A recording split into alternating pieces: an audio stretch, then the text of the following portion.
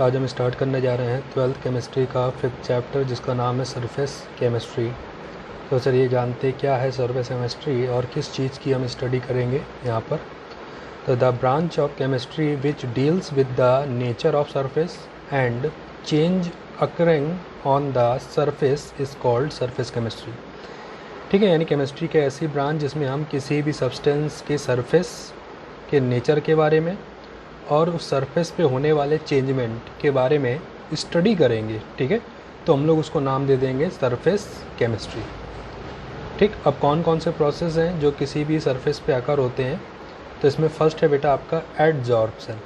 Adsorption यानी the process occurs only on the surface and not in the bulk यानी interior of the solid called as adsorption.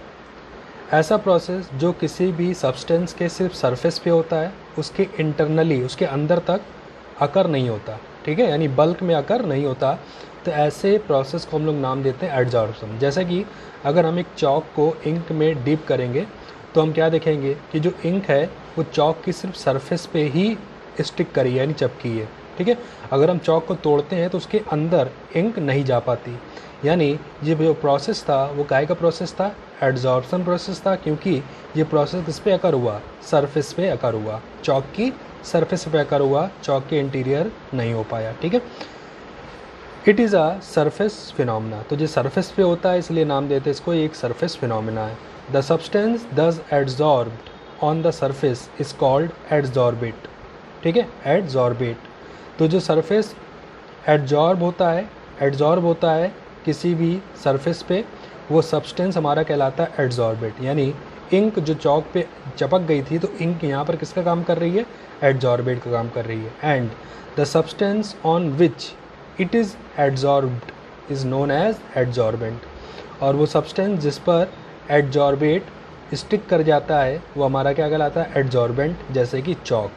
ठीक है, तो ink और chalk के example में इंक आपका एडजॉर्बेट है और चॉक आपकी एडजॉर्बेंट है। तो इस चीज़ को ध्यान रखिएगा। ठीक है, एडजॉर्बेट जो स्टिक कर जाए, ठीक है, जो उसके ऊपर इंटर कर जाए, ठीक है, वो हमारा एडजॉर्बेट है। और जिस सब्सटेंस पर या जिस सरफेस पर वो इंटर करे वो सब्सटेंस हमारा कहलाता है एडजॉर्बेंट। ठीक है, the reverse process that is removal of adsorbed substance from the surface is called डीसॉर्प्शन।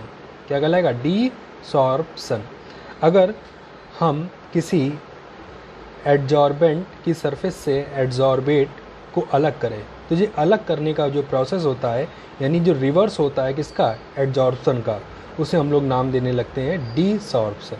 ठीक है, मतलब कि सरफेस से एडजॉर्बेट का अलग होना डीसॉर्प्शन कहलाएगा। ठीक, the adsorption of gas on the surface of metal is called occlusion. अगर एडजॉर्प्शन का प्रोसेस जो है वो गैस का किसी मेटल की सरफेस पे हो रहा है, ठीक है, एडजॉर्प्शन प्रोसेस में गैस किसी मेटल सरफेस पे एडजॉर्ब हो रही है तो वहाँ पर एडजॉर्प्शन प्रोसेस को हम लोग क्या नाम देंगे, ऑकुलेशन। ठीक है, तो देखिए यहाँ पर बहुत से वर्ड आए, जैसे डिसऑर्प्शन क्या होता है अलग से आपसे पूछता है, ऑकुलेशन क्या होता है ये आपसे अलग से पूछता है। बेसिकली सब किससे मिलकर बने हैं, एडजॉर्प्शन से। ठीक है, तो एडजॉर्प्शन समझ में आ गया, यानी एक ऐसा प्रोसेस जो किसी भी सरफेस पे होता है, ठीक, उसके बल्क में इंटीरियर में नहीं होता है, एडजॉर्प्शन कहलाता है। जिस सब्सटेंस पर ये होता है यानी जिस सब्सटेंस का होता है वो हमारा कहलाता है एडजॉर्बेट, और जिसके ऊपर ये स्टिक कर जाता है यानी इंटर कर जाता है वो हमारा कहलाता है एडजॉर्बेंट। इसी को अगर हम रिवर्स करा दें यानी कि एडजॉर्बेंट सरफेस से एडजॉर्बेट को अलग करें तो ये प्रोसेस हमारा कहलाएगा डीसॉर्प्शन। ठीक, और अगर गैस का किसी मेटल सरफेस पे एडजॉर्प्शन हो रहा है तो एडजॉर्प्शन को हम लोग क्या नाम दे देंगे, ऑकुलेशन। ठीक, for example when a rare gas are brought in contact with charcoal then the gas are adsorbed on the surface of the charcoal, thus the charcoal is adsorbent and the rear gas are adsorbate। जैसे हमने ink और chalk का example लिया था वैसे हमने क्या करा एक चारकोल लिया, यानी कोयला एक तरह से कह सकते हैं, चारकोल था, जो क्या करता है, रेयर गैसेस को अपनी सरफेस पे एब्जॉर्ब कर लेता है। तो जो रेयर गैसेस होती है वो सिर्फ सरफेस पे ही स्टिक कर पाती हैं, इसके अंदर इंटर नहीं कर पाती। तो यहाँ पर जो प्रोसेस हो रहा है वो किस पे हो रहा है, सरफेस पे हो रहा है, यानी जो प्रोसेस किसको डिफाइन कर रहा है, एग्जाम्पल आपका एडजॉर्प्शन को डिफाइन कर रहा है। तो यहाँ पर जो रेयर गैस है वो आपका एडजॉर्बेट है, और जो यहाँ पर चारकोल है वो किसका काम कर रहा है, एडजॉर्बेंट का काम कर रहा है। ठीक है, तो ये था एडजॉर्प्शन और उसके एग्जाम्पल। ठीक, अब हम बाढ़ेंगे बेटा एब्जॉर्प्शन। एब्जॉर्प्शन यानी the phenomena in which adsorbate penetrates into the bulk, यानी कि interior of the adsorbent and get distributed through out the lattice of the adsorbent is called absorption. ठीक है, अगर कोई सब्सटेंस यानी जो प्रोसेस हो रहा है अब वो सरफेस पे ना होकर के पूरे क्रिस्टल पे हो, उसकी पूरी लैटिस में हो जाए, यानी इंटीरियर तक वो एंटर कर जाए, तो हम लोग नाम देते हैं उसको एब्जॉर्प्शन। ठीक है, और यहाँ पर जो सब्सटेंस है उसको एडजॉर्बेट और एडजॉर्बेंट ही पढ़ेंगे, एब्जॉर्बेंट नहीं पढ़ के एडजॉर्बेंट एडजॉर्बेट ही पढ़ेंगे जो यहाँ पर पढ़ रहे थे। यानी ठीक है, जिस सरफेस पे ये होगा वो आपका एडजॉर्बेंट होगा, और जिस चीज़ का होगा वो आपका क्या कहलाएगा, एडजॉर्बेंट।